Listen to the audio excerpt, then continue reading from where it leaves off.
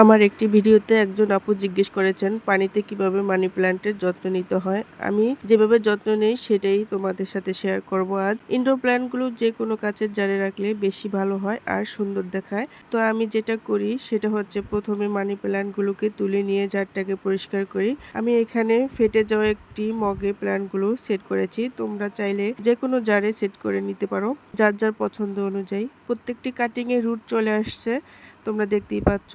Cutting বসানোর 15 থেকে 20 দিন পর রুট চলে আসে। এখন রুটগুলো আর পাতাগুলো খুব ভালো করে ঘষে ঘষে পরিষ্কার করে নিতে হবে, কারণ শিকড়গুলোতে একটু শ্যাওলা পড়ে থাকে। সবগুলো পরিষ্কার করে নিয়েছি।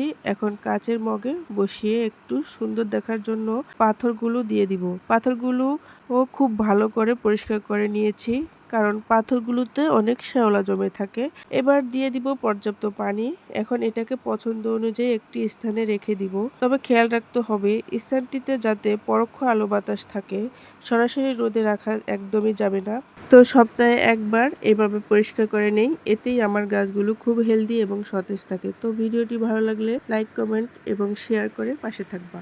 আজ এখানেই বিদায় নিচ্ছি। আল্লাহ হাফেজ।